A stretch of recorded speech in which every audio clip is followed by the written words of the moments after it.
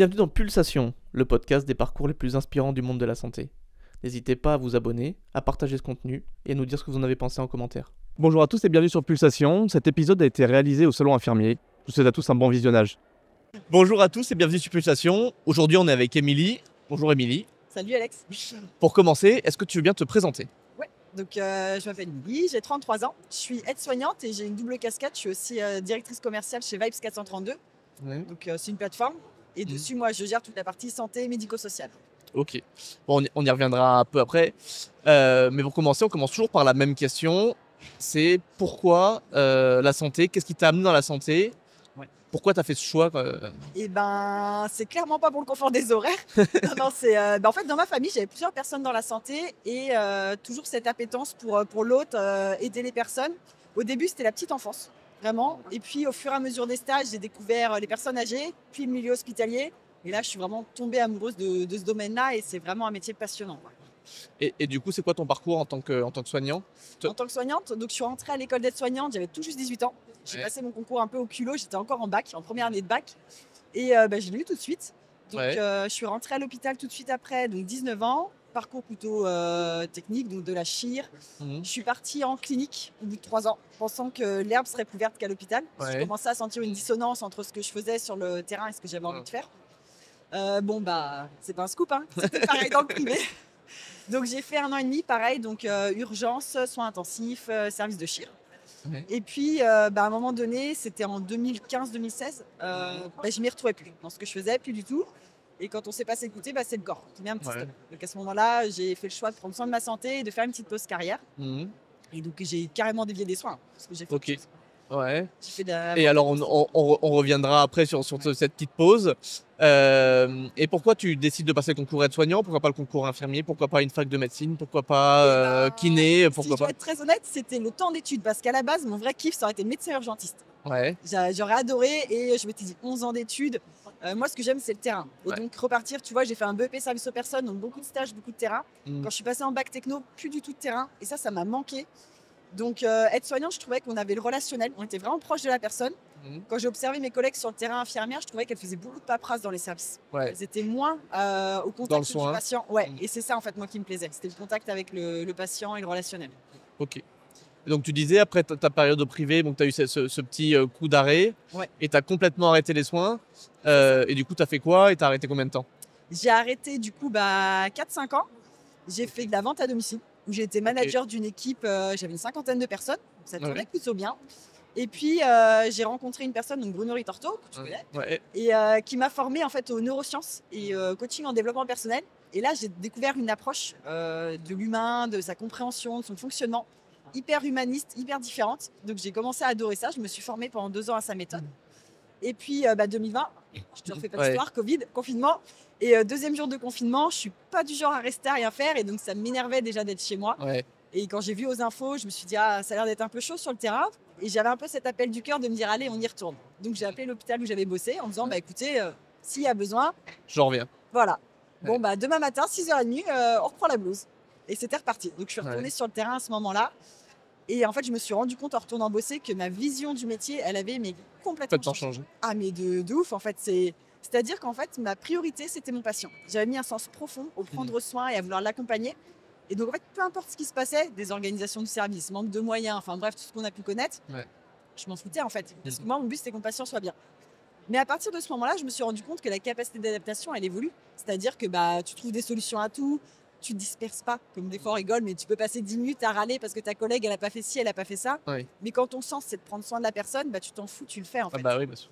Et donc toute cette dynamique de soin m'a fait prendre conscience qu'en fait, quand tu mets du sens, quand tu mets de la cohérence à ce que tu fais, ça change tout en fait. Et on a un métier de dingue du coup. Oui, très clairement. Et du coup, cette formation et ce coaching que tu as fait en amont qui t'a permis, du coup, en quoi ça consistait exactement cette formation-là ? En fait, cette formation, elle te permet de comprendre comment tu fonctionnes. C'est basé sur les lois du cerveau. Mais du coup, tu comprends cette histoire de perception, cette capacité à prendre de la hauteur sur les situations. Tu vois, même quand un patient t'en met plein la tronche, tu ne prends plus personnellement parce que tu comprends que c'est juste lui, c'est sa charge émotionnelle, c'est sa façon de penser. C'est pas toi personnellement qui viens attaquer. C'est son ressenti et tout. Et donc, on se détache vachement de tout ça. Et ça apporte vachement de maturité aussi, en fait. Enfin, on prend de la hauteur. Comme je dis, moi, passer 15 minutes à râler sur un détail, Enfin non, c'est C'est une perte de temps. mais carrément. complètement. Ouais. C'est ce que, enfin, travailler sur la notion, donc comme on parlait des perceptions, on parle du temps aussi. Dans Ouais. les soins, on passe notre temps à dire qu'on n'a pas le temps. Ce qui est un fait, c'est vrai qu'il y a des moments c'est compliqué, mais je pense que c'est une façon de voir les choses. Quand on parle de 5 minutes, c'est rien. Mais si je te demande de coller ta main sur la vitre d'un poêle chaud pendant 5 minutes, Ah oui. tu tiens pas. Ou tenir 5 minutes de gainage, Mm. là ça te paraît Faut commencer à être interminable. costaud, ouais. Ouais, ça commence à être chaud. Donc ça montre bien que le temps, ça veut rien dire, mais ce qu'on fait de ce temps, c'est important. Mm. Et bah, dans le soin, c'est pareil. Je peux faire un soin hyper quali en 10 minutes si je suis pleinement avec la personne, si je la considère et si je mets du sens à ce que je fais. Ouais. Et ça, c'est hyper important. Donc en fait, cette formation, elle est basée justement sur toute cette connaissance de comment nous, on fonctionne, de comment prendre soin de soi. Et donc, par cause à effet, le reste, c'est fluide. En fait, ta relation à l'autre, elle change carrément. Et est-ce que tu as 2-3 éléments hyper marquants qui t'ont permis à toi de faire ce switch entre l'aide-soignante d'avant et l'aide-soignante d'après? Bah, je pense vraiment que c'est à titre perso, le fait d'avoir bougé, d'avoir pris conscience de ces choses-là. Alors pour moi, la notion du temps, elle est enfin voilà, c'est vraiment un critère indispensable. Central. Ouais, carrément. Parce que je me suis rendu compte que je pouvais passer que 5 minutes avec un patient, mais qu'en fait, il était hyper content et qu'il avait senti à ce moment-là que j'étais là pour lui. Ouais. Alors qu'avant, on pouvait passer 3/4 d'heure ou 1 heure dans une chambre et faire un soin pourri parce que tu parles avec ta collègue, parce que tu es ailleurs. Dans ta tête, tu es en train de te dire ah bah non, j'ai encore 3 douches à faire, j'ai ça, ça. Et donc, tu n'es pas pleinement. Donc, la considération de l'autre, c'est primordial. Donc, ce switch-là, en fait, c'est toutes ces petites notions, tout ce travail personnel aussi qui est fait, mais qui n'est pas compliqué en soi, en fait, parce que on fait pour soi, savoir prendre soin de soi. C'est-à-dire que j'arrive au boulot, ben voilà, je peux faire des étirements aussi, comme ça, je ne pars pas fracassée. C'est des petits trucs à faire qui sont pas dingues, mais qui changent beaucoup de choses, en fait. Ok. Et c'est quoi le plus gros levier que tu as? J'imagine là, il y a une jeune aide-soignante qui nous écoute, qui commence à en avoir un peu ras-le-bol, qui est machin. Si tu as un truc à lui dire pour qu'elle puisse switcher dans son état d'esprit? C'est de remettre du sens. C'est-à-dire qu'elle se rappelle de pourquoi elle a fait ça. C'est de se dire, à la base, pourquoi j'ai choisi ce métier-là? Comme je t'ai dit en rigolant, mais c'est pas pour le salaire, c'est pas pour le confort des horaires qu'on fait ça. Enfin, toi, infirmier, c'était pareil. Je t'ai pas dit, cool, je vais bosser à Noël, le dimanche, tu vais finir à 22h. On s'est pas dit ça. On l'a fait parce qu'on aime l'humain, on aime la personne, on aime aider, on aime accompagner. Enfin, il y a plein de raisons. Mais quand tu reviens viscéralement à ça, que ton but, c'est d'aider la personne, quand tu remets vraiment du sens profond à ce que tu fais, enfin, n'importe quel métier, je t'enlève le sens, il est chiant, en fait. Ouais, mais c'est parfois difficile de remettre le sens au centre. Ouais. Pas facile à dire, ça, le sens au centre. Non, pas facile à remettre quand on voit le contexte et l'environnement qu'il y a aujourd'hui. Parce qu'aujourd'hui, tu travailles où, du coup? Maintenant, je suis en EHPAD. Ouais. Je suis en EHPAD et je suis d'accord que le contexte, il est chaotique, il est hyper compliqué, mais c'est toujours cette histoire du verre à moitié plein, à moitié vide. On peut se concentrer sur ce qu'il n'y a pas, mais comme la société en général. Si aujourd'hui on regarde la société en général, mais moi je tape une dépression pour mes enfants, je me dis mais dans quel monde je les laisse? C'est la crise financière, c'est compliqué, il y a des guerres, donc on peut regarder ça, ou alors on peut aussi voir tout ce qui va de bien dans le monde et tout. Sur la santé, c'est pareil, c'est hyper compliqué, mais je pense que si on regarde le positif, qu'on va chercher à se nourrir de ça et qu'on s'entraîne, c'est une histoire de perception et de voir les choses. Et bah vraiment, déjà, c'est un premier levier qui te fait bouger. Et après, encore une fois, il existe plein de choses, il y a plein de services, plein de structures qui proposent des choses hyper chouettes. Et dans la santé, on fait beaucoup de rencontres, enfin moi du coup par la plateforme aussi, mais tu vois, comme toi ou des choses comme ça, on se rend compte qu'il y a beaucoup de gens sur le terrain qui sont là pour faire bouger les choses. Il y a des belles innovations qui arrivent, il y a beaucoup de leviers aussi hyper importants qui se mettent en place et ça fait du bien aussi, quoi. Clairement, et puis c'est un peu aussi le message qu'on veut véhiculer avec ces épisodes de podcast, c'est de dire qu'il y a plein de belles choses qui se font, il y a plein de gens qui sont encore proactifs et qui font bouger les choses dans la santé, même si ça se voit pas parce que ils sont cachés derrière un peu le marasme général. Mais il y a plein de choses qui se font et soignant, ça reste un très très beau métier, quoi. Mais je pense que c'est vraiment là où on met le focus. Encore une fois, si tu veux voir ce qui va pas, on va le voir. Et ça peut paraître utopiste, les gens, je sais très bien ce qu'ils vont dire. Souvent, ça c'est c'est facile, le monde des bisounours. Non, je sais que le métier il est difficile des fois. Il y a des fois, je rentre chez moi, je suis crevée. J'ai tiré ma nuit ou j'ai fait ma journée, je suis fatiguée. Mais il n'empêche que j'ai adoré ce que j'ai fait. Parce que tu te concentres sur ce qui a été dans ta journée, quoi. Ok. C'est quoi les plus grands défis que tu as rencontrés en tant que soignante? Les plus grands défis, je pense que ça assure la considération de l'autre. C'est-à-dire réussir à toujours rester focus sur l'autre. Tu vois, des fois, on peut vite se disperser par le problème d'organisation. Ça, c'est dur de se dire, tu es en sous-effectif, donc tu dois te speeder et en même temps, tu ne dois pas oublier que face à toi, c'est un être humain.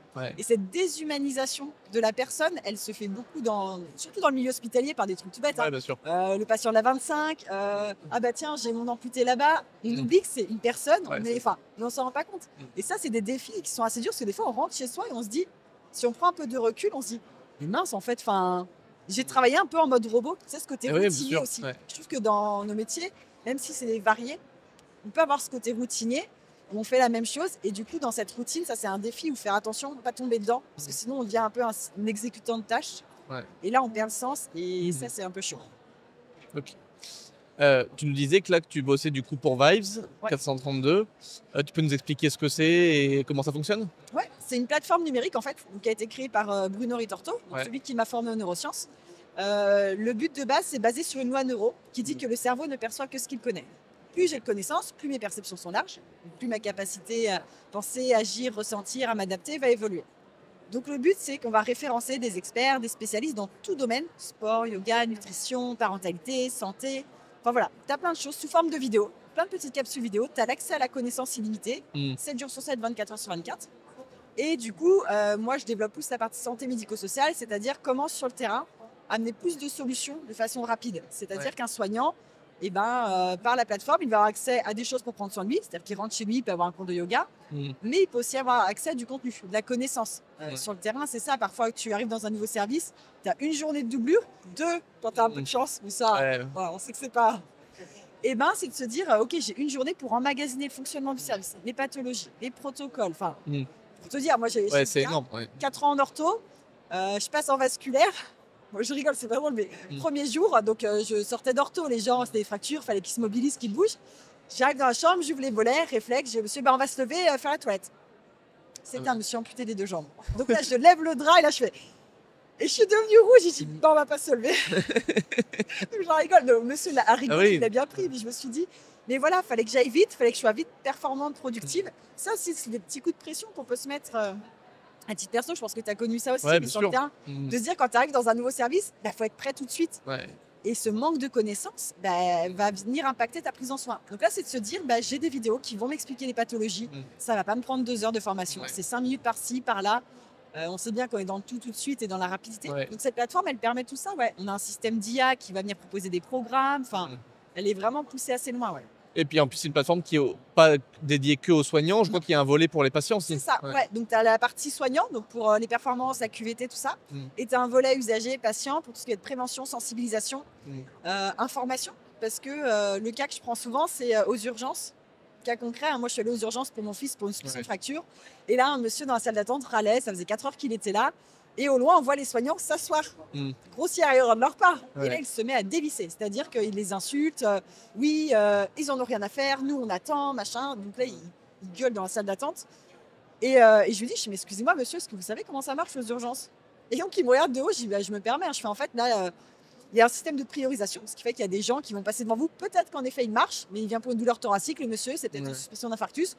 Donc, en termes de pronostic vital, il passe avant vous. Après, les patients sont mis dans des box et il y a un temps de soins qui est incompressible. Prise de sang, radio, tout ça, ça prend un peu de temps. Et je lui dis, je suis le médecin, c'est un être humain. Pas de bol, il est comme vous, une tête, 2 bras, 2 jambes. Donc, il a un temps de consultation. C'est-à-dire quand ce sera votre tour, vous serez content qu'il prenne du temps avec vous. Et puis là, les soignants que vous venez de voir s'asseoir, peut-être qu'ils sont coincés parce que le médecin n'est pas passé, parce qu'ils attendent un résultat. Donc, ils ne peuvent pas déboxer les patients et faire le turnover. Je dis, c'est ça qui fait qu'on attend. Oui, faut le savoir. Je dis, ça, je l'entends. Mais ça se trouve, ça fait 10 heures qu'ils galopent comme des lapins, qu'ils n'ont pas fait pipi, qu'ils n'ont pas bu. Donc on ne peut pas leur jeter la pierre. S'ils s'assoient, c'est clairement pas par plaisir de se dire tiens, on va attendre. Oui. Et du coup, là, le monsieur, il s'est tout de suite détendu, mais il me dit oui, c'est sûr que vu comme ça. Et donc on se rend compte que quand on amène plus de connaissances, on amène plus d'empathie et de tolérance. Et donc c'est de se dire que c'est ça, les patients, ils ont accès à de l'information. Je me suis fait opérer du cœur parce que j'ai fait un infarct. J'ai un cardiologue qui va pouvoir me dire pensez à faire de la marche, à garder une activité physique, à faire attention à ce que vous mangez. Et ça permet de responsabiliser aussi chacun sur sa santé, ce qui est hyper important. Parce que j'ai plus les stats en tête, mais j'avais lu une étude effarante sur les gens qui ne comprenaient pas du tout même leur propre maladie. Moi, le docteur m'a dit que j'avais ça, je prends ce médicament. Comment ça se passe derrière? C'est ça. Donc il y a un vrai besoin de vulgarisation et de divulguer de l'information sur des grosses échelles.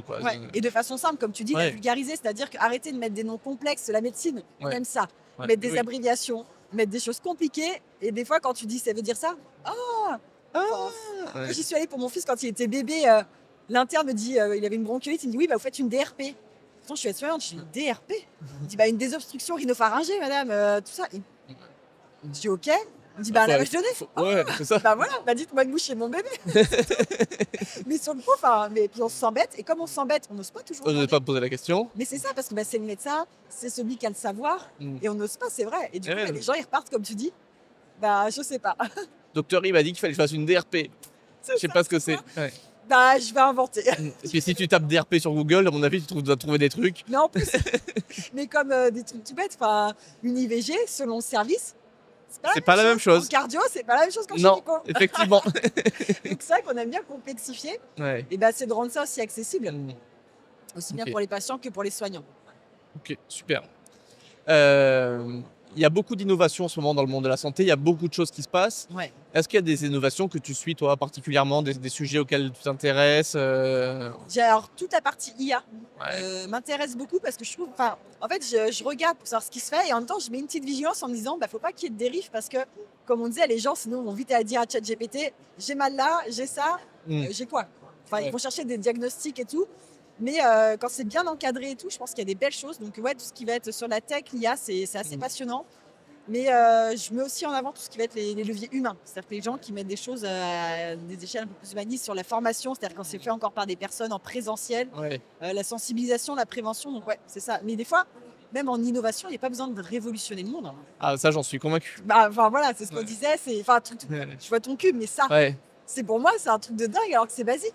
Mais c'est pratique, c'est simple, rapide, efficace. Pour moi, c'est le Ouais. critère de base à amener sur le terrain. Mais c'est souvent, les gens, ils veulent créer un produit qui répond pas à un objectif. Mm. Alors que la démarche, c'est faire l'inverse. C'est quoi l'objectif? Qu'est-ce que je veux changer? Et 90% des choses, pour les changer, il n'y a pas besoin d'avoir une IA ou il n'y a pas besoin d'avoir de la deep tech, du Oui. Web 3 ou C'est ça. du machin. J'ai vu un établissement il n'y a pas longtemps, dans un établissement pédiatrique. Ils avaient du mal à mettre les enfants dans l'IRM parce que c'était compliqué. Ouais. Ils l'ont transformé, ils ont peint l'IRM, ils ont fait des décors, ils l'ont transformé en sous-marin. Ça a dû leur coûter un billet, c'est quand même un IRM et machin, mais on n'a rien réinventé. Oui. Je veux dire, on a mis de la couleur et De de la déco sur un truc. Et pourtant, c'est une innovation qui est géniale et je pense qu'il qui impacte les prises en charge de tous ces enfants de façon Ouais. 10 fois plus que je sais pas Ah, combien mais- d'IA ou. Ah, mais là-dessus, je te rejoins à 100%. C'est des petites choses. Et comme tu disais, il faut partir, je pense, du besoin. C'est-à-dire qu'il y a un besoin existant et non pas créer quelque chose pour créer un besoin, comme la société fait actuellement, et se dire, ah cool, faire du business, je pense que, et surtout pas dans la santé. Ouais. On a besoin, c'est de l'humain, on travaille pour l'humain, il faut que ce soit fait par l'humain. Ouais. Et alors, moi, il y a un critère qui me tient à cœur, c'est que ça vienne du terrain. Quand c'est Ouais. des personnes, ça vient du terrain, forcément, tu sais que les personnes, elles savent de quoi elles parlent.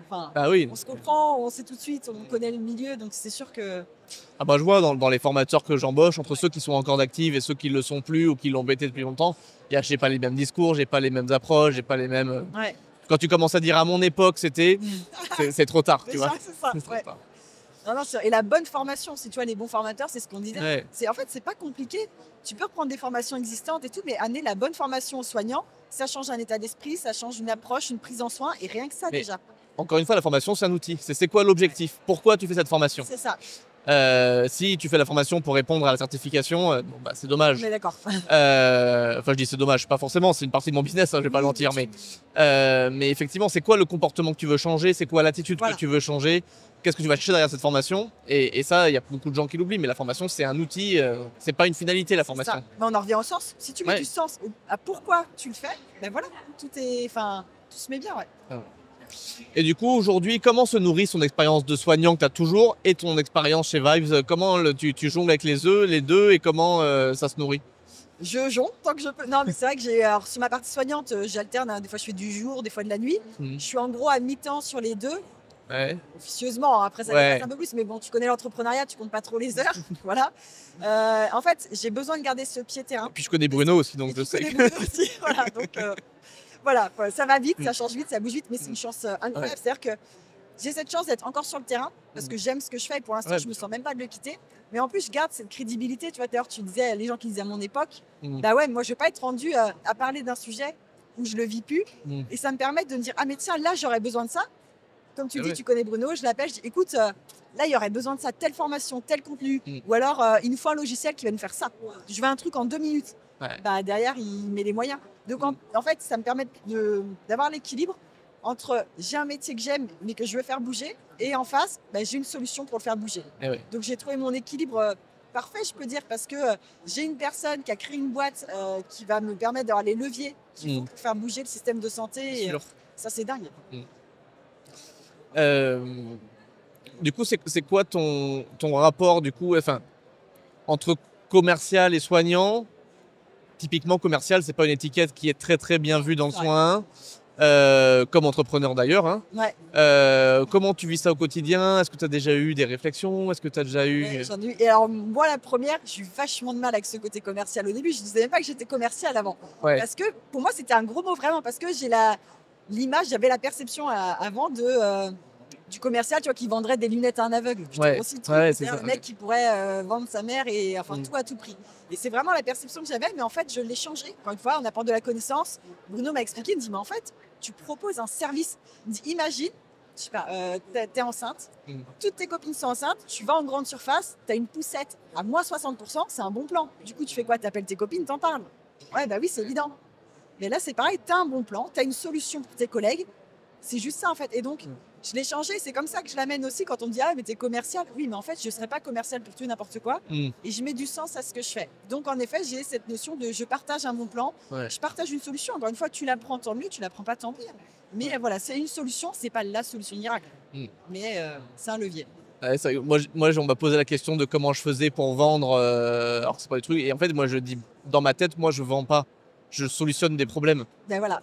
Donc, les gens, ils ont besoin de telle formation, de telle thématique, de telle chose. Et du coup, je leur apporte une solution. Pour cette solution, il faut que je sois rémunéré parce que ça me demande du temps, des moyens, de l'argent. Voilà. Mais j'apporte des solutions, je solutionne des problèmes. Et vu tout cet angle-là, c'est quand même beaucoup plus simple. Mais c'est ça. Effectivement, d'imaginer le Jordan Belfort qui vend moi ce stylo. Ouais, c'est ça. Tu vois, J'ai le contrat, je suis commercial, mais on en revient à cette histoire de perception. Bien En sûr. fait, c'est la façon dont tu vois les choses, ça va impacter tout le reste. Mais on pourrait pousser le vice. Un médecin, dans ces cas-là, c'est un commercial. Un cardiologue qui va te prescrire, qui est dans le privé, qui va te prescrire un ECG à tel prix, un haltère ou un test d'effort comme j'ai pu faire, enfin pour 200 balles et tout. Mais on va pas le voir comme un commercial parce qu'il répond à un problème. Ouais. Et c'est la même chose. Et puis parce que les gens, ils voient pas la facture aussi. Dans le privé, tu la sens. Dans le privé, tu la vois, ouais. Tu la sens. Quand tu as en consulte privée, mais tu ne le vois pas comme un commercial parce que tu sais qu'il répond à ton besoin. Ouais. Mais c'est vrai qu'on pourrait aussi le voir comme ça. Et en effet, par contre, dans le public, si tu voyais la facture, je pense que Ouais, ça fait peur. Avant d'aller aux urgences pour rien. Ça fait peur. Moi, aux urgences, j'ai eu beaucoup de patients qui venaient de l'étranger, parce que moi, du coup, je bossais dans le sud, à Toulon. Ouais. Il y a plein de patients qui avaient d'accidents en Italie, qui faisaient pas soin en Italie, qui revenaient en France pour être soignés en France, parce que bon, alors, facture de la radio, c'est 500 balles, facture des c'est ça.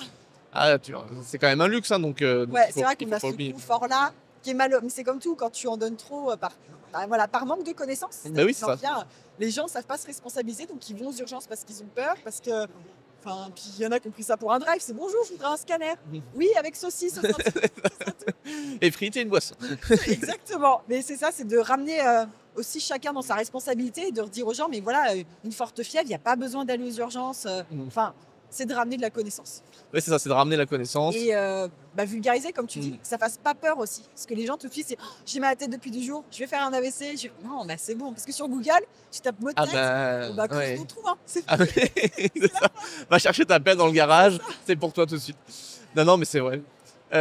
Comment tu vois l'évolution du coup du médico-social, toi, dans les années à venir? On sait que forcément, ça va prendre un peu plus d'ampleur par rapport au sanitaire. Comment toi, tu envisages l'évolution du médico-social dans les années à venir et l'intégration de notre population qui est de plus en plus vieillissante et en même temps avec les nouvelles technologies, tout ça, c'est quoi ta vision? Sur le médico-social, en effet, il y a une vraie carte à jouer parce que c'est un milieu qui a été longtemps laissé de côté. La santé, les hôpitaux, on en parle beaucoup, mais en effet, il y a une vraie carte à jouer parce que ça se développe.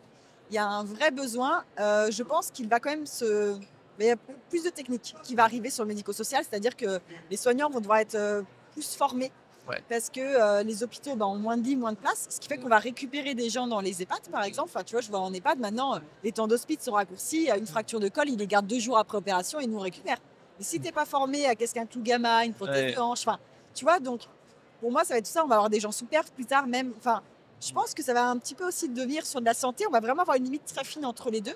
Il va falloir créer un écosystème ou un suivi, tu vois, il existe les CRT maintenant. Ouais. Et les CRT, je trouve que c'est une super solution parce que au niveau territorial, tu vas pouvoir retrouver et le domicile, et l'hôpital local, et l'EHPAD, mais tout le monde interagit ensemble dans un but commun, le parcours usager. C'est-à-dire que la personne qui est toute seule à domicile, Et ben maintenant, elle aura son parcours tout tracé. Ouais. Donc, ça va se faire là par des moyens humains, mais ça peut se faire par du digital plus tard. Tu as une appli, pourquoi pas, qui te dit bah, je suis à la maison.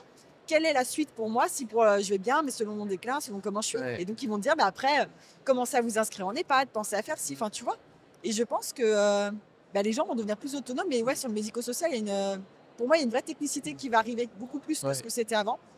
Parce que c'est comme ça que Et ça une tend. vraie expertise de coordination avec la médecine de ville, en fait. Oui, carrément. Et les médecines de ville qui se disparaissent de plus en plus, les infirmières, on voit les IPA maintenant aussi, il y en a de plus en plus aussi qui interviennent en EHPAD.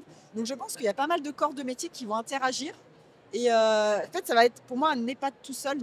Si peu de temps, ne tiendra plus. Ouais. Il va être obligé soit de dépendre d'un CRT, soit de dépendre d'autres choses, mais il va falloir, on l'a bien vu avec la réforme des SIAD et des SAD, là ils sont absorbés par d'autres structures.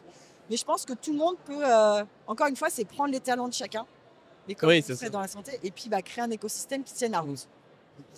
Moi, je m'étais rendu compte de ça. J'avais fait il y a quelques années des inondations dans la vallée de la Roya, là, dans les Alpes-Maritimes, et j'avais été comme pompier comme infirmier pompier. Et on m'avait demandé d'aller toquer dans tous les bâtiments, à toutes les portes, pour aller savoir s'il y avait des gens malades, s'ils avaient besoin de traitement, s'ils avaient... Et je me suis dit, mais en fait, on n'a pas un fichier qui recense ça. Je suis obligé, la pharmacienne, elle sait bien à qui elle délivre des médicaments. Et en fait, ça retrouvable nulle part. Et donc, du coup, j'ai passé 2 jours avec des bottes en caoutchouc à aller toquer à la porte des gens pour dire est-ce que tout le monde va bien, est-ce que vous êtes malade, est-ce que vous avez besoin de médicaments, machin. Et moi, je le ressentais. Rien pour tracer ta réponse. Ah ben si, j'avais un calepin avec moi, j'avais écrit 12 rue machin, j'ai rencontré madame truc, j'ai une ordonnance de ça, tout à la main, enfin à l'ancienne, c'était... Alors c'était rigolo comme expérience, hein, mais je me dis c'est quand même fou qu'aujourd'hui on n'ait toujours pas d'outils qui permettent de tracer... Mais c'est vrai que le digital fait peur dans le médico-social. Ah bah oui. De moins en moins, mais on entend quand même beaucoup de directeurs de structures qui veulent pas parce qu'ils ont peur que ça déshumanise l'accompagnement. Parce que tu sais, c'est très lieu de vie, accompagnement de la personne. Mais comme j'explique, le digital ne va pas enlever ce côté lieu de vie ou autre. Mais par contre, ça va faciliter. C'est un gain de temps. Là, mais oui, le gain de temps, la qualité du suivi, après derrière, c'est dingue. Ouais, c'est sûr. Mais ça fait peur. Le digital fait peur aux gens quand même. Après, c'est du changement. Donc par principe, quand il y a du changement, il y a du frein au changement. Et après, il y a beaucoup de notions de sécurité autour du digital. Il y a beaucoup d'hôpitaux qui ont été cyberattaqués, des choses comme ça. Et ça, je pense que ça fait peur. Et encore une fois, comme on parle tout le temps de ce qui marche pas et jamais de ce qui marche, et ben le digital, dans 98% du temps, il ne pose pas de problème. Et on parle aux infos que des 2% où ça n'a pas bien marché. C'est ça. Donc c'est un peu ça la problématique. Mais bon, encore une fois, on va réussir à faire bouger les choses. Oui, c'est ça. Il y a tellement de choses. Là, je voyais, je connais une personne, pareil, ils font de la télémédecine, télésurveillance. Ouais, bien sûr. Imagine, tu as une montre ou une bague chez toi qui va donner ton rythme cardiaque, qui va envoyer à ton médecin s'il y a un souci parce que tu as une insuffisance cardiaque. Mais imagine le gain de temps. Tu vas passer, tu penses que tu vas récupérer des choses que tu aurais loupées avant, quoi. Ah, moi, je vais passer pour un psycho, mais j'ai trouvé un bracelet, mon bracelet que je porte là. C'est un tracker d'activité et du coup, j'ai en permanence mon pouls, ma fréquence ventilatoire, ma saturation en oxygène. Alors, je m'en sers pour des notions de récup, de sport, de tout ça, d'alimentation. Mais en fait, après, moi, je suis un psycho des chiffres et je mesure tout et machin, mais toi, d'avoir tout traqué et demain, je vais en consultation chez mon médecin traitant. En fait, je suis capable de dire ma moyenne de fréquence cardiaque, c'est ça. Au repos, quand je dors, c'est ça. Ma fréquence. Je me suis auto-analysé. Voilà. J'ai le diagnostic, je vous demande la. Alors non, j'ai pas le diagnostic, mais j'ai les datas. J'ai les données, quoi. Ouais, mais t'imagines le gain de temps pour le médecin. Plutôt que de dire, vous pensez que vous respirez vite la nuit? Bah attendez, je peux vous dire, sur les 30 dernières nuits, ma fréquence respiratoire moyenne, c'était tant. Mais imagine, non, en plus du gain de temps, c'est le gain d'argent. Parce que tu vas chez le médecin, tu te dis, je sais pas trop, il va te faire quoi? Du coup, tu vas aller à l'hôpital faire des tests respi, tests d'apnée du sommeil, enfin, t'imagines. Alors que là, ta montre, elle a tout enregistré et lui, c'est servi sur un plateau, donc tu gagnes du temps de dingue. Je pense que l'économie, elle est non négociable. C'est dingue. Ah ouais, donc il faut qu'on réfléchisse. J'avais vu beaucoup de projets, notamment au Maroc, si je dis pas de bêtises, ils avaient envisagé la ville de demain et comment intégrer l'hôpital directement dans le logement des gens. Et ils avaient trouvé des solutions hyper sympas, des capteurs dans le lavabo de l'évier, par exemple, quand tu poses les poignées dessus pour te laver les mains, ils te mesurent tout en même temps et plein de choses comme ça qui permettaient de détecter et d'intégrer la médecine dans ta vie quotidienne. Et je trouve que l'idée est hyper intelligente. Maintenant, comment tu le mets en œuvre, c'est compliqué. Si la personne elle est bien formée, bien prévenue, que ça, sur un hypocondriaque, Ouais. C'est chaud parce que le gars va passer son temps à regarder. Je suis un peu au-dessus. Ah, ça va pas le faire, je vais mourir, ça y est. Mais c'est bien. Enfin, c'est comme il existe. Moi, j'ai jamais pris ça pour mes enfants. Tu sais, les plaques que tu mets sous les matelas pour les bébés, Ouais. pour détecter le rythme cardiaque et pour Mm. éviter, prévenir la mort subite du nouveau-né. Ouais. Mais moi, j'ai vu des copines qui étaient psychorigides, qui passaient leur temps sur leur téléphone à vérifier que la plaque sonne pas dès que le bébé était à la sieste. Donc, faut doser parce que c'est vrai que l'outil Ouais. il est génial, ça permet de prévenir ce Mm. problème-là. Mais je pense qu'il faut que les gens soient bien accompagnés sur l'utilisation. Ouais, c'est ça, il faut qu'ils soient éduqués aussi, Exactement. mais pas que ça devienne de la psycho, parce que sinon... Mais encore une fois, tu deviens hypochondriaque et psycho parce que t'as peur, parce que tu connais pas. Mais Ah oui, si bien t'es sûr. éduqué et qu'on te dit, mais ça, c'est pas grave. Mm. Et si on le normalise, comme tu dis, si c'est dans le quotidien que c'est normal de mesurer ça, bon, bah ça va, c'est OK. Encore une fois, c'est de l'accompagnement au changement. Ouais, c'est ça. C'est une mais thématique que je j'adore, pense mais c'est... Bah ouais, mais c'est dingue, c'est génial. Est-ce que tu as des loisirs, des pratiques perso qui impactent ton quotidien de soignant et de commercial chez Vibes? Est-ce que tu as des loisirs, Alors, je viens de des commencer activités? le sport. Moi qui suis pas sportive. Oui, alors tu rigoles, mais. Non, mais c'est vrai. Je savais pas avant de poser la question. Hein. Vraiment, c'est une vraie question. Non, mais je sais.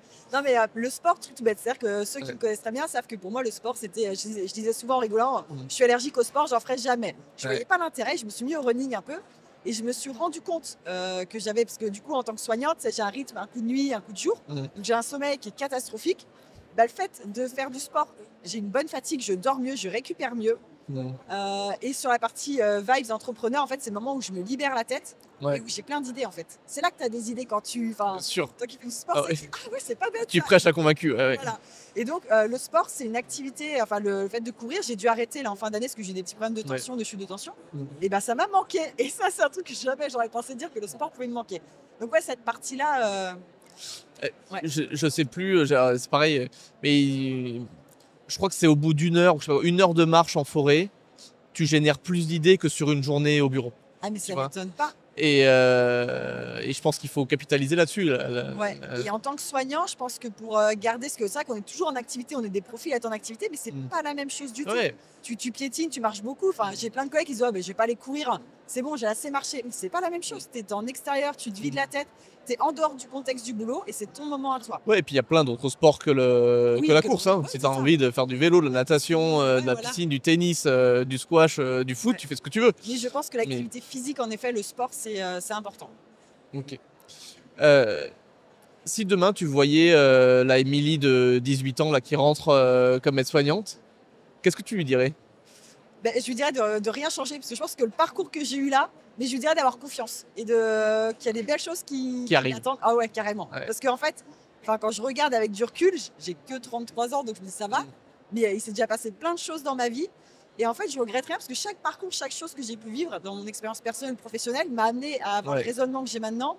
Et je me dis, le raisonnement que j'ai maintenant, dans 10 ans, il sera encore plus dingue. Et les rencontres qu'on fait, enfin voilà, la vie que j'ai puis, actuellement, je me dis, c'est dingue quand même. Ce qui t'a semblé être un échec à l'instant T, finalement, était un tremplin Quand j'ai vers autre quitté les chose. soins En 2016, 2015-2016, mais l'échec. Puis alors dans ma famille, beaucoup de soignants, dont des tantes qui avaient fait toute leur carrière en tant qu'aide-soignante. Et t'imagines même pas, Émilie, tu quittes les soins, mais pourquoi? Mais t'es instable, mais c'est pas possible. Enfin, les gens, il y avait un jugement, une pression de dingue. Et dur de se dire, bah ouais, mais j'aime plus mon métier. Parce qu'au début, c'était vraiment ça. Quand je quitté, je m'y retrouve pas, j'aime pas ce que je fais. Et je me disais, mais c'est horrible de dire qu'on n'aime pas prendre soin des gens. Enfin, donc ouais, il y avait vraiment au début cette culpabilité de me dire, et de le vivre comme un échec, de se dire, bah putain, t'as fait un diplôme, t'as fait des études pour ça. Et finalement, cette pause était nécessaire pour revenir et voir les choses différemment. Pour revenir plus forte. C'est ça. C'est ça, plus déterminé que jamais. Mais ouais, non, je pense que je lui dirais de continuer exactement pareil et d'avoir confiance. Parce que les choses se mettent bien. Ok, super. Pour terminer, est-ce que tu aurais une anecdote de soins à nous partager? Quelque chose que tu as vécu en tant que soignant, auquel tu repenses régulièrement, une relation particulière, un moment particulier qui t'a marqué et auquel tu penses encore aujourd'hui? En fait, il y en a beaucoup. Moi, c'est beaucoup des accompagnements de soins qui me marquent. En fait, c'est chaque personne dans son approche. En fait, à chaque fois, je peux revoir des patients dans leur lit sur des approches, que ce soit juste comme ça, un bonjour, des gens avec qui on rigole beaucoup. En fait, moi, ce que j'aime bien dans mon côté soignant, c'est que je pars du principe qu'on peut rire de tout et que les gens, quand tu amènes de l'humour, du rire et que tu détends l'atmosphère, ça se passe bien. Je me suis vue avoir tellement de fou rire des fois avec des patients dans les chambres parce qu'on rigole de leur pathologie ou d'autres choses, de tout et de rien. Et en fait, je crois que cette légèreté, j'en ai fait tellement de fois, c'est des blagues nulles, hein, c'est des trucs... mais en même temps, ça fait tellement de bien et les gens, ça, ils apprécient. Donc, c'est tous mes accompagnements. En fait, je pense que Enfin, j'adore. Et là, avec les personnes âgées, c'est moi qui au début, je ferais jamais de gériatrie. Mais en fait, c'est excellent. Ils ont tellement, ils sont d'une richesse et d'un amour. Je ris parce que je pense à une fois où je travaillais avec une collègue aide-soignante, justement. Et elle sort de la chambre avant moi et c'était un vieux monsieur, pareil, qui était amputé d'une jambe et qui avait une jambe, une prothèse à côté. Et quand elle sort, il me dit alors, petit jeune, elle est mignonne, l'aide-soignante, t'as tenté quelque chose Je dis, ah, et vous, le dites pas, mais ouais, j'essaie une approche et tout. Il me dit, dépêche-toi parce que je vais te la piquer. Et du coup, je lui pique la jambe et je dis, alors, faudra me rattraper. Et tous les deux, on a explosé de rire. Et en fait, c'est ces petites choses de l'humain, du quotidien qui font que... C'est ça, en fait, ils se rendent compte que des fois, on met trop de pression, trop de lourdeur sur les choses. Pareil, je crois que le plus de boulettes, je les ai quand même fait en vasculaire. Ah ouais, mais moi aussi, j'ai fait plein de Je boulettes. pèse un monsieur qui avait été opéré 2 jours avant, donc amputé aussi. Je le pèse, ah bah dis donc, on mange bien à l'hôpital, vous avez pris 4 kilos et tout. Puis là, je fais, ouais, 4 kilos avec une jambe en moins, ça fait beaucoup, là, quand même. Du coup, on est parti à faire des estimations et des pronostics sur le poids de sa jambe pour voir si vraiment la prise de poids était énorme ou pas. Enfin, on est parti dans un fou rire, alors que c'était ma balance qui déconnait. Ah mais oui, au final. Sur le coup, j'ai dit, vous avez vachement de poids et tout. Et dans l'instant qui a suivi, j'ai répondu en disant, mais en plus, vous avez une jambe en moins, c'est pas normal. Bref, il a rigolé. Et c'est vrai que c'est sorti spontanément, mais je pense que les gens, ils le voient et qu'on le dit pas en mode. Non, mais oui. Enfin, Après, voilà, c'est comme tout, il y a des manières d'aborder les choses, des manières d'aborder les gens. Les gens, ils voient bien. Moi, une fois, j'avais proposé à un patient qui était amputé des 2 jambes de lui mettre des bas de contention, parce que je faisais le tour des bas de contention. Je fais le monsieur de la chambre du lit d'à côté, j'y vais, je vous mets les bas, je soulève le drap, il n'y a plus de jambes, il me dit, ah, vas-y, entraîne-toi. Allez, vas-y, bon courage. Au final, alors, sur le moment, évidemment, très gêné. Ouais.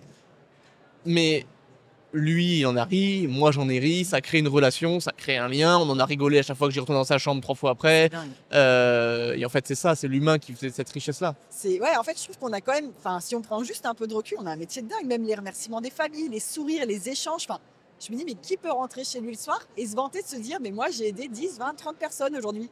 Ouais, Tout le monde ne peut pas faire ça. Et je me dis, en fait, c'est ce sens et cette façon de voir les choses. Je me dis, mais si on peut juste penser à ça. Enfin, l'humain, il est dingue, il est exceptionnel, l'être humain en tant que tel. Ouais. Et si on le voit comme ça, comme une pépite, comme un diamant brut, oui, il est chiant, oui, il est relou des fois, mais c'est aussi de se dire, bah oui, mais s'il est comme ça, il y a une raison. Ouais. C'est comprendre aussi que la personne en face, des fois, elle est aigrie, elle est agressive. Enfin, j'ai vu des gens en Et pré-op. puis ils sont dans la douleur, ils sont dans l'anxiété, dans l'angoisse. Par le stress. Moi, j'ai des gens en préopératoire imbuvables, c'est-à-dire hyper désagréables. Du coup, on est tous pareil, t'arrives dans le poste de soins, ah ben on va s'amuser avec lui, parce qu'alors là, je me suis pris des taquets tout le long. Post-opératoire, tout va bien, hyper détendu, c'était juste le stress. Ouais. Donc, mais quand tu comprends ça, et du coup, tu n'es plus dans le jugement de la personne et tu lui mets pas une étiquette genre, bon, bah lui, c'est le patient qui va être un peu relou et tout. Ouais, voilà. Ouais. Ah, mais moi, j'ai travaillé que dans l'aigu, les urgences, l'AREA. Et c'est vrai qu'il y a une vraie corrélation, étude de moi-même, faite par moi-même, sur le temps qu'on arrivait à passer avec les gens et la relation qu'on avait avec eux, dans le sens, alors j'enfonce une porte ouverte, mais oui, c'est toujours tendu aux urgences, oui, c'est toujours le stress, oui, c'est toujours le feu, mais quand tu prends parfois la 2 minutes de plus qu'il faut, et ben en fait, tu arrives à faire redescendre tout le monde en pression. Carrément. Et c'est pas facile à faire. Encore une fois, j'enfonce une porte ouverte, mais des fois, est-ce que c'est pas notre rôle de s'astreindre, de se forcer à faire ça, quitte à être en retard? Ouais, mais en fait, comme tu dis, ce retard, je pense que le temps que tu penses perdre à ce moment-là, tu le gagnes derrière. Tu vois, quand quelqu'un râle et tout, si tu prends juste 2 minutes en disant, ok, bon, stop, qu'est-ce qui se passe? Mais ça peut prendre 2 minutes de le considérer, de faire une petite blague, de rigoler. Mais lui, en fait, ça va le sécuriser parce qu'il sait, bon, je suis considéré. Truc tout bête, tu vois bien. Enfin, moi, encore une fois, j'ai vécu chez moi avec les enfants, ils jouent tranquille, machin. T'as un coup de fil hyper important. Tu prends le téléphone et c'est à ce moment-là. Ils sont là, j'ai ça à te demander, maman, il y a ci, il y a ça. Et tu te dis, mais c'est pas possible, ça fait 2 fois. Ils font exprès. Oui, tu dis, il faut exprès. Mais ils sentent que tu n'es pas dispo. Ouais. Et dans les soins, si la personne en face sent que tu n'es pas disponible pour elle, ça va faire monter son taux de stress, son anxiété. Ouais. Et si elle n'est pas rassurée, ben forcément, elle va te solliciter. Et je l'ai expérimenté, moi, la nuit aussi. La première ronde, je prends un peu plus de temps. Mais les gens, si tu es sécurisé, que j'ai appelé-moi cette nuit, je suis là, n'hésitez pas. Une fois, mes collègues m'ont dit, c'est pas ça, ils vont faire que sonner. Ils ne sonnent pas plus. Ils appellent s'ils ont besoin, mais ils savent qu'on est là. Et ça les sécurise. Ouais, c'est ça. Moi, c'est pareil. J'avais souvent mes collègues, ils se moquaient de moi. La nuit, j'apprenais de tous les patients qui étaient scopés, donc à brancher de partout. Je leur apprenais à, en fait, quand ça sonne bleu, c'est le bout du doigt qui va pas, donc il faut remettre le bout du doigt. Quand c'est ça, ça veut dire que le patch il est pas mis. Quand c'est ça, Et donc mon premier tour du soir, et à chaque fois, il prenait une plombe. Ouais. Mais par contre, tout le reste de la nuit, Ah. souvent, je voyais l'alarme s'allumer sur le scope. Je disais, ah, Ah. j'attendais, hop, il remet son Il a capteur. remis son truc, c'est bon. Hop, c'est bon, je me suis C'est épargné. ça. Puis même lui, Et- il panique pas parce Ouais. que souvent les scopes c'est hyper angoissant quand ça Ouais, fait bien un sûr. souris là-dedans. Et donc les patients c'est oh, ça y est je vais mourir, ça y est c'est la fin. Alors que ah non ça s'est décollé. Ouais. Donc même eux c'est bon quoi. Puis toi ça t'évite d'aller tous les Ah 30 bah, secondes. Je vous remets le truc. Ouais. Donc voilà. Bon, bah, en tout cas, super. Merci beaucoup, Émilie, pour cette session. Merci à C'était un super moment. Où est-ce qu'on peut te retrouver? Si les gens qui nous ont écoutés veulent te retrouver, où est-ce qu'ils peuvent te contacter? Bah LinkedIn. Hein. LinkedIn. C'est the place to be. Allez. J'ai pas d'action On- chez eux pourtant. Non, mais on mettra le lien du coup dans la Ouais, puis le lien de description plateforme, Enfin voilà d'aller voir on mettra tout ça. Et puis, avec la grand conversation. plaisir. Ouais. C'est ça. Évidemment. Voilà, merci beaucoup et puis à très bientôt. Merci à toi. Merci.